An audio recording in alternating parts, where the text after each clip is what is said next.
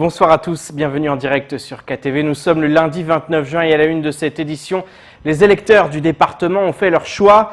Hier, près de 3/4 des inscrits sur les listes du département se sont rendus aux urnes.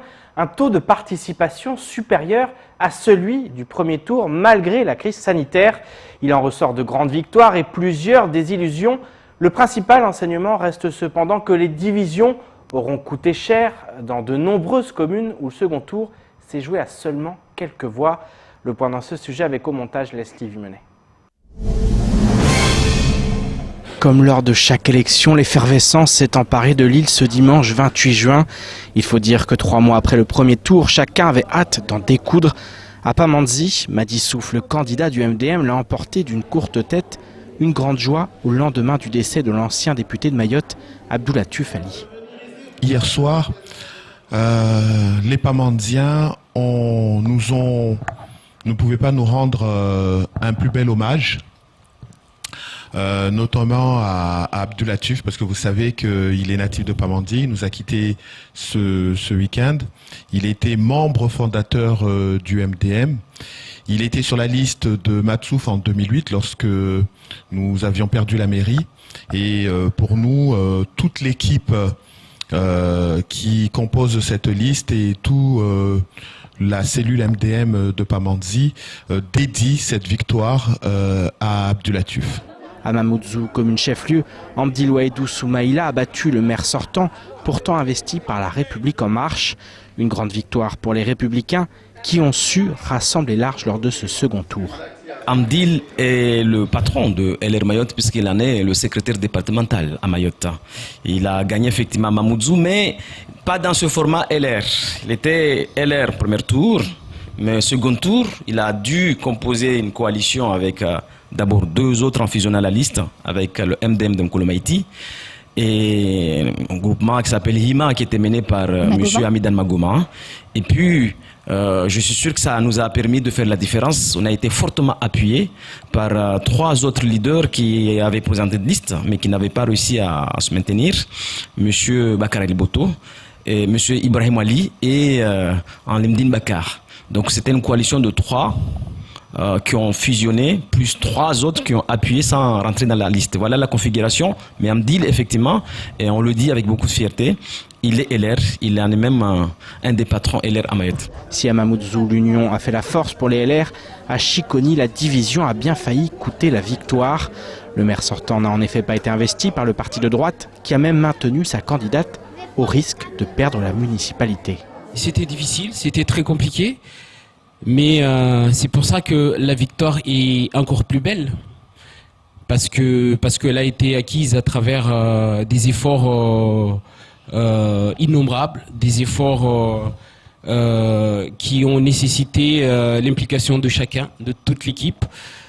Je ne parlerai pas d'adversaire ni de concurrent parce que nous, la priorité de l'équipe Agir Ensemble, c'est faire valoir le projet, faire valoir le programme. Rien que ça, pour la commune de Chiconi. Donc, on a réussi à convaincre la population comme quoi le projet comporté que je porte en tant que maire sortant est un projet globalement satisfaisant. À Tsingoni ou encore à Sada, les divisions ont eu raison du MDM et des LR. Néanmoins, il en ressort également que lors des élections municipales à Mayotte, comme ailleurs, les électeurs vont au-delà des partis politiques. Ce n'est pas propre à Mayotte, vous observerez à Métropole, un peu partout. Bien maintenant, sûr. Tout ce qui est parti politique, ça commence à ne plus avoir vraiment de sens. Les gens maintenant votent en fonction des personnalités, des compétences, des affinités. Donc à Mayotte aussi, on n'échappe pas à la règle. Il y a surtout les élections municipales, j'ai entendu dire cela aussi par d'autres qui m'ont précédé, c'est très très familial. Il y a les relations familiales qui jouent beaucoup. Autre enseignement de ce scrutin, 7 maires sortantes étaient réélues, une première à Mayotte. Preuve s'il en est que l'adage voulant qu'il faut passer son tour n'a plus véritablement lieu d'être. Place maintenant à l'installation des équipes qui vont avoir du pain sur la planche. Et les partis historiques ont donc eu bien du mal à tirer leur épingle du jeu à Mayotte. Mais le grand perdant n'est autre que la République en marche, avec Des défaites à Chirongi, Mtsamboro ou encore à Mamoudzou. Au sein du chef-lieu, le parti créé par Emmanuel Macron il y a 4 ans est apparu isolé. A l'inverse, Eliassir Manroufou a réussi à rassembler et récupérer la France insoumise. Le parti de Jean-Luc Mélenchon reste discret localement, mais compte bien à l'avenir multiplier ce genre d'alliance pour exister. Écoutons plutôt son porte-parole, Nicolas Bergogneau, lors de la matinale de Coésie. Nous, Mamoudzou, on a soutenu Eliassir Manroufou parce que c'était celui qui représentait, qui était plus proche de nos idées et de nos valeurs au point de vue de l'AFI. Pourtant, au premier tour, c'était M'Kolo Mati qui avait votre soutien. Oui. Mais notre ligne rouge qu'on avait définie au niveau national, c'était aucune alliance avec LR, aucune alliance avec LREM et surtout pas avec le RN. Donc nous nous sommes présentés avec MDM, M'Kolo Mati, nous avons signé un pacte sur certaines valeurs, mais malheureusement le soir du premier tour, il y a une partie d'entre eux qui était plutôt pro-LR et donc ils ont rejoint alors que nous on avait préconisé plutôt un rassemblement avec le MDM, ce qui aurait permis au LFI de se maintenir avec le MDM et peut-être on aurait changé la donne sur Mamoudzou. Ça n'a pas pu être le cas. Voilà, mais c'est un début de stratégie qui peut être gagnant. Vu le résultat national, je pense que c'est intéressant. Et municipal toujours, mais à l'échelle nationale maintenant, le parti Europe Écologie Les Verts a confirmé la dynamique enclenchée lors du premier tour le 15 mars dernier, mais également lors des dernières élections européennes. Ils apparaissent comme les grands gagnants du scrutin dans les grandes villes françaises, avec plusieurs prises historiques sur le plan politique. Bordeaux, Marseille, Lyon ou encore Strasbourg sont en effet passés au vert. Regardons plutôt ce sujet réalisé par nos confrères de TF1. Il est arrivé à la mairie ce matin, à vélo forcément. Grégory Doucet entre dans une nouvelle dimension. Pour son tout premier mandat, il sera maire de Lyon. Hier soir, les écologistes ont remporté 7 arrondissements sur 9 et la métropole. La 3e ville de France devient l'un des symboles de cette vague verte. C'est pas seulement Lyon, c'est Grenoble, c'est Strasbourg, c'est Marseille, c'est Poitiers, c'est Tours, c'est toutes ces villes qui basculent dans l'écologie et qui envoient un signal à tout le pays. Voilà, merci. La fin d'un règne de presque 20 ans pour Gérard Collomb, largement battu après une alliance avec la droite. À Strasbourg, l'union entre La République En Marche et les Républicains, là non plus, n'a pas résisté. Jeanne Barséguian, 39 ans, encore inconnue du grand public il y a quelques mois, s'impose dans une triangulaire avec près de 42% des voix.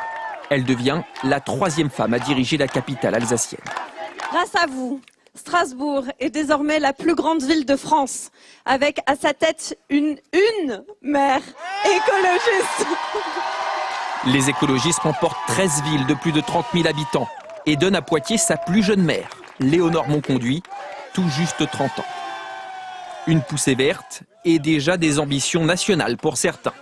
Yannick Jadot, venu célébrer la victoire à Colombes, prend rendez-vous avec Emmanuel Macron. J'espère qu'il va recevoir le message 5 sur 5 qui va voir la lumière verte. Il y aura un avant et un après les municipales 2020 pour l'écologie et pour notre pays.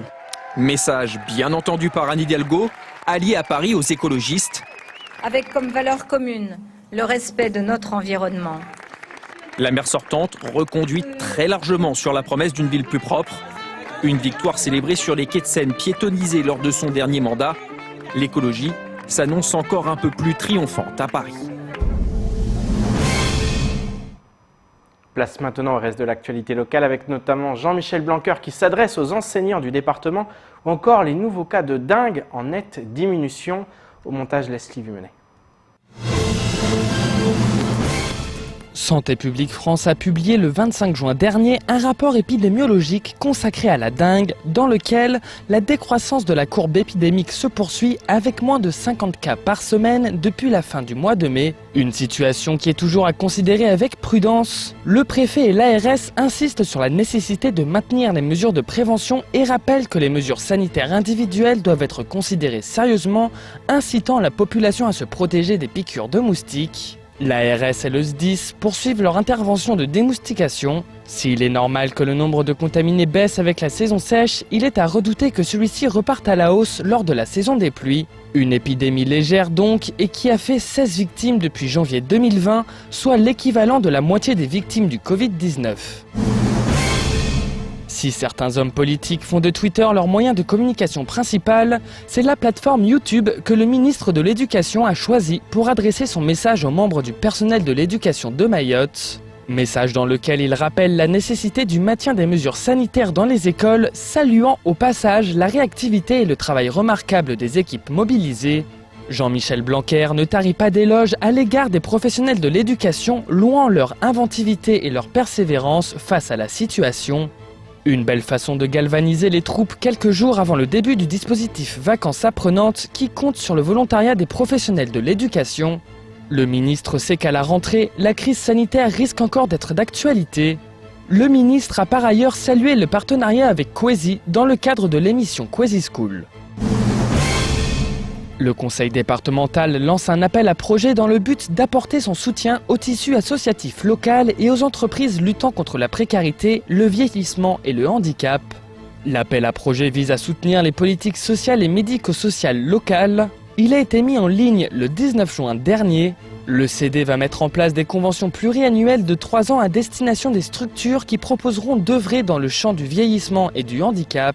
Cela concernera par exemple l'amélioration des qualités de service à destination des populations concernées, mais aussi la mise en place de prestations au plus près de la population et un accompagnement dans les démarches administratives. Autre thématique concernée, l'insertion sociale et professionnelle. Les structures devront donc proposer des moyens d'œuvrer contre l'illettrisme, l'échec scolaire, proposer des moyens de médiation familiale, des dispositifs d'aide aux victimes et de prévention des violences faites aux femmes. L'appel à projet se terminera le vendredi 17 juillet 2020. Il est consultable sur le site du département dans la rubrique Subventions. Et ce vendredi, l'INSEE a publié son suivi des décès sur la période du 1er mars au 15 juin et du 1er mai au 15 juin toujours. Un suivi national mais réalisé département par département. L'occasion de comparer les chiffres par rapport aux mêmes chiffres dans la période de l'année dernière à la même période et d'essayer d'en tirer certaines conclusions. Paul-Arthur Avit a pu s'entretenir avec le directeur de l'INSEE à Mayotte pour faire le point sur ces données plutôt énigmatiques. Reportage. 32%, c'est l'augmentation du taux de mortalité sur l'île aux parfums entre le 1er mars et le 15 juin de cette année par rapport aux chiffres de la même période l'année dernière, un écart qui s'est creusé ces dernières semaines. Sur la période allant du 1er mars au 15 juin, on dénombre à Mayotte 314 décès. C'est plus que sur la même période en 2019 où ce nombre était 237. On a un écart de 77 décès qui correspond à une progression de 32% du nombre de décès. Et ce qu'on voit aussi, c'est que cet écart, il s'est graduellement accentué au cours des dernières semaines. Il y a 15 jours, on était à 68 décès, et il y a un peu plus d'un mois, on était autour de 40-50 décès d'écart par rapport à la situation précédente. Des décès en plus, en particulier chez les personnes âgées, mais sans information sur leur cause, due au contexte mahorais. À Mayotte, on décède souvent à domicile, et on ne se pose pas forcément la question des causes des décès pour les personnes âgées. On n'est pas exactement dans le même système de suivi que ce qu'on connaît en métropole. Et typiquement, quand une personne de plus de 75 ans décède à Mayotte, ça ne correspond pas à un questionnement spécifique. Et pour le coup, ce que l'on voit, c'est que on ne sait pas pourquoi il décède, toujours est-il, mais le nombre de décès de ces personnes âgées ou très âgées, il est significativement plus important que ce qu'on constate l'année dernière. Par ailleurs, Mayotte tire malheureusement son épingle du jeu par rapport au département de métropole sur la période du 1er mai au 15 juin. Quand on regarde la période du 1er au 15 juin, même si les chiffres sont plutôt faibles, Mayotte se singularise des autres départements du territoire français. Globalement, pour cette période, la majorité des départements français ne connaissent plus de surmortalité. Très très peu de départements ont une augmentation de décès significative par rapport à l'année précédente, très peu dépassant les 10%. À Mayotte, quand on prend cette période allant du 1er mai au 15 juin, on voit que cette surmortalité qui est éclairée dans cette publication nationale atteint les 44%. Pour le moment, pas de conclusions sont possibles sur les causes de ces augmentations des décès sur ces deux périodes. Seules les autorités sanitaires ayant en main toutes les données pourront donner leurs conclusions.